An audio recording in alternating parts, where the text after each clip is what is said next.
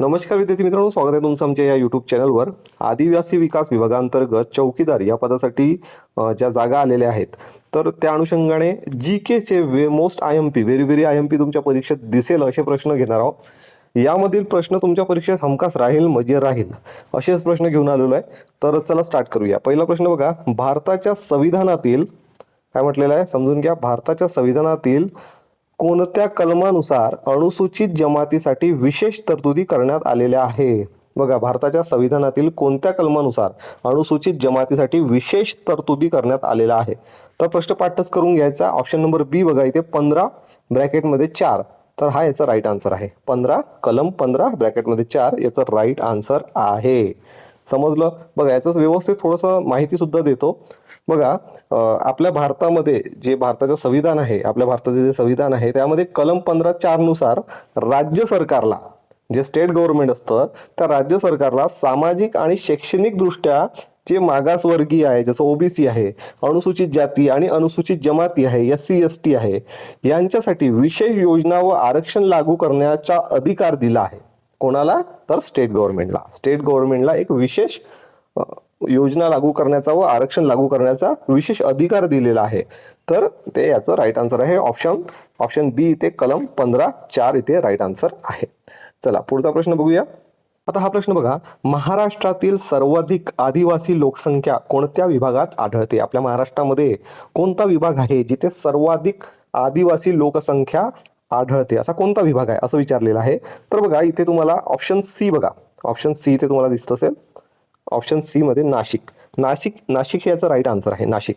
ठीक आहे. नाशिक जो विभाग आहे, नाशिक विभागामध्ये मोठ्या प्रमाणावर आदिवासी समाज राहतो. विशेषतः पालघर, नंदुरबार आणि धुळे जिल्ह्यामध्ये आदिवासी लोकसंख्या काय आहे? जास्त प्रमाणात आहे. ठीक आहे. तर तुम्हाला जर विचारलं की कोणत्या विभागात सर्वात जास्त आदिवासी लोकसंख्या आढळते, तर याच्यात राईट आन्सर आहे नाशिक. आणि त्यामध्ये पालघर, नंदुरबार, धुळे या जिल्ह्यामध्ये सर्वात जास्त आदिवासी लोकसंख्या आहे. ठीक आहे. व्यवस्थित समजून जाईल, पाठच करून घ्यायचं हे प्रश्न. याचं PDF सुद्धा मी उपलब्ध करून देईल. आपल्याकडे PDF उपलब्ध आहे, याचे मॉक टेस्ट उपलब्ध आहे आपल्याकडे. 10 प्रॅक्टिस टेस्ट, जसा तुमचा एक पेपर होणार आहे तसे तुम्ही 10 प्रॅक्टिस पेपर सोडून पाहू शकता. 10 प्रॅक्टिस पेपर आणि त्याच्यासोबतच जीकेचं पूर्ण 3000 MCQचं मी तुम्हाला PDF सुद्धा उपलब्ध करून देईल, ज्याने तुमचं एकदम बेसिक लेवल चांगलं होऊन जाईल आणि जीके एकदम परफेक्ट होईल तुमचा. ठीक आहे. तर ते मी तुम्हाला उपलब्ध करून देईल. चला पुढचा प्रश्न बघूया. आता हा प्रश्न बघा, पेसा ऍक्ट कोणत्या वर्षी लागू करण्यात आला?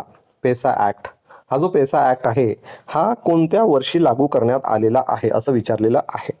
पेसा ऍक्ट कोणत्या वर्षी लागू करण्यात आलेला? त्याचा राईट आन्सर बघा ऑप्शन बी बघा. 1996ला पेसा ऍक्ट जो आहे, पेसा ऍक्ट हा लागू करण्यात आलेला आहे. आता एक्झॅक्टली हा पेसा ऍक्ट काय आहे? पेसा ऍक्ट काय आहे? तर पंचायत एरिया जो असतो, तर या ऍक्टनुसार 1996 या ऍक्टनुसार हा कायदा अनुसूचित क्षेत्रामध्ये, अनुसूचित जो क्षेत्र असते, जो आदिवासी क्षेत्र असते, त्या क्षेत्रामध्ये ग्रामसेवेला अधिक अधिकार देण्यासाठी लागू करण्यात आलेला आहे. जे काही सभा असते, ग्रामसभा जी असते, त्या सभेला तेथील ग्रामीण स्तरावर जे लोक असतात, जे ग्रामसभा आयोजित करतात, त्यांना एक विशेष अधिकार देण्यासाठी हा जो पेसा ऍक्ट आहे हा लागू केलेला आहे. ठीक आहे. समजलं?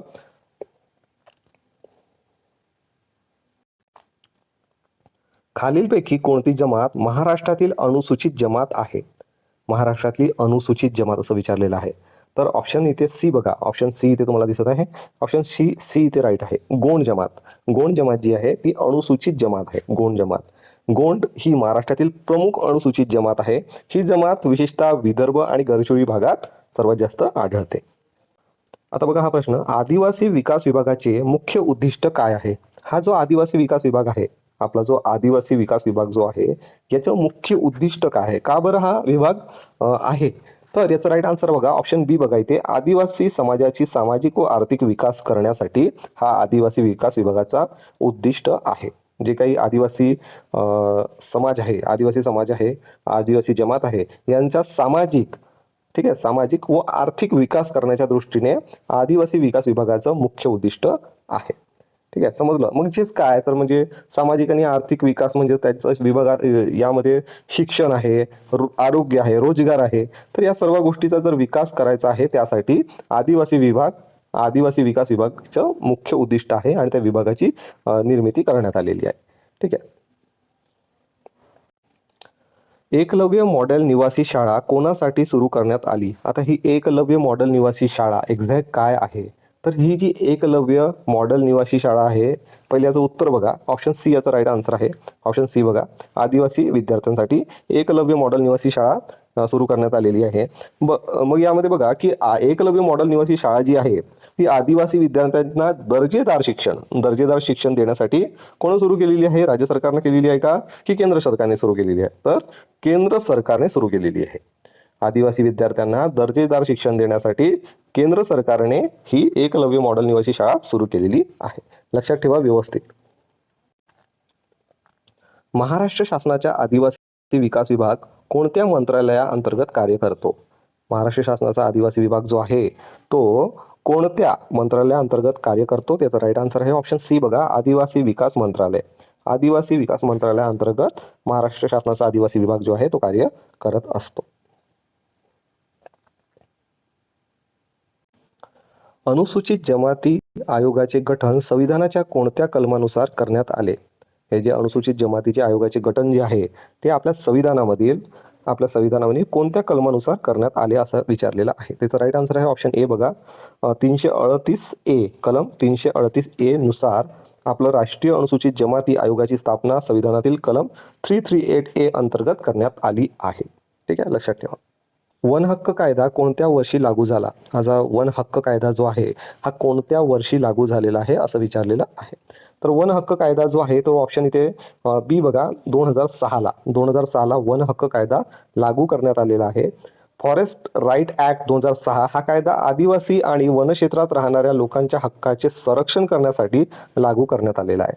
ठीक आहे, जे काही आदिवासी लोक राहतात वनक्षेत्रामध्ये, फॉरेस्ट क्षेत्रामध्ये, त्यांच्या हक्कासाठी, वनक्षेत्रात राहणाऱ्या लोकांच्या हक्कासाठी, त्यांच्या हक्काचे संरक्षण करण्यासाठी हा कायदा लागू करण्यात आलेला आहे. वन हक्क कायदा 2006. लक्षात ठेवा, परीक्षेत असा प्रश्न आला तर चुकायला नको. खालीलपैकी कोणता जिल्हा आदिवासी बहुल जिल्हा म्हणून ओळखला जातो? आदिवासी बहुल जिल्हा म्हणून ओळखला जातो. त्याचा राईट आन्सर ऑप्शन बी बघा, गडचिरोली जिल्हा. गडचिरोली जिल्हा जो आहे, गडचिरोली जिल्हा मोठ्या प्रमाणात आदिवासी समाज राहतो आणि हा जिल्हा आदिवासी बहुल म्हणून ओळखला जातो. गडचिरोली जिल्ह्यामधील जो पण जंगल भाग आहे तिथे जास्त प्रमाणात आदिवासी लोकांची जी संख्या आहे गडचिरोली जिल्ह्यात, विदर्भामध्ये येत असतं, तर आदिवासी लोकांची संख्या जी आहे तिथे जास्त आहे. त्यामुळे गडचिरोली जिल्हा जो आहे आदिवासी बहुल जिल्हा म्हणून ओळखला जातो. लक्षात ठेवा. बिरसा मुंडा हे कोणत्या आंदोलनाशी संबंधित आहे? बघा, आदिवासी समाज म्हटलं आणि बिरसा मुंडा हे खूप महत्त्वाचा भाग आहे, भूमिका आहे यांची. बिरसा मुंडा जे आहे कोणत्या आंदोलनाशी संबंधित आहे? तर इथे ऑप्शन नंबर बी बघा, ऑप्शन बी मध्ये आदिवासी आंदोलनाशी संबंधित आहे. बिरसा मुंडा हे महान आदिवासी स्वातंत्र्य सैनिक होते. त्यांनी ब्रिटिशाविरुद्ध आदिवासी आंदोलन उभारले होते. लक्षात ठेवा. ठीक आहे, बिरसा मुंडा हे जे आहे हे स्वातंत्र्य सैनिक होते. त्यांनी ब्रिटिशाविरुद्ध आदिवासी आंदोलन उभारले होते. तर एवढं लक्षात ठेवा. महाराष्ट्रातील माडिया गोंड जमात प्रामुख्याने कोणत्या भागात आढळते? माडिया गोंड बघा, माडिया गोंड जी जमात आहे प्रामुख्याने कोणत्या भागात आढळते असं विचारलेलं आहे. तर बघा इथे ऑप्शन नंबर सी बघा, गडचिरोली. गडचिरोली या भागामध्ये माडिया गोंड जे समाज आहे, माडिया गोंड जमात जी आहे, आदिवासी जमात आहे, ती जास्त प्रमाणात आढळते. ठीक आहे. अनुसूचित जमातीची ओळख निश्चित करण्याचा अधिकार कोणाला आहे? अनुसूचित जमातीची जी ओळख आहे ते निश्चित करण्याचा अधिकार कोणाला आहे? तर याचं राईट आन्सर बघा, ऑप्शन सी बघा, राष्ट्रपतीला अनुसूचित जमातीची ओळख करण्याचा अधिकार दिलेला आहे. एखादी खूप जुनी समाज आहे किंवा जमात आहे आणि त्यांनी जर म्हटलं की आम्ही आदिवासी जमातीत येतो आणि त्यामध्ये जर वाद निर्माण झाला तर त्याचा फायनल जे अधिकार जे असतात, फायनल डिसिजनचे अधिकार जे आहे ते राष्ट्रपतीकडे दिलेले आहे. त्यामुळे याचा राईट आन्सर आहे राष्ट्रपती. आदिवासी विद्यार्थ्यांना शिष्यवृत्ती देण्याचा मुख्य उद्देश काय आहे? आदिवासी जे विद्यार्थी आहे त्यांना शिष्यवृत्ती मिळतात, तर त्याचा मुख्य उद्देश काय आहे? त्याचा राईट आन्सर बघा, ऑप्शन बी बघा, ऑप्शन बी, शिक्षणात प्रोत्साहन देणे. शिक्षणात प्रोत्साहन देणं याचा मुख्य उद्देश आहे. शिष्यवृत्ती योजनेमुळे आदिवासी विद्यार्थ्यांना आर्थिक मदत मिळते आणि शिक्षण सुरू ठेवण्यास सोपं होते. त्यामुळे शिक्षणात प्रोत्साहन देण्यासाठी आदिवासी विद्यार्थ्यांना शिष्यवृत्ती देण्यात येते.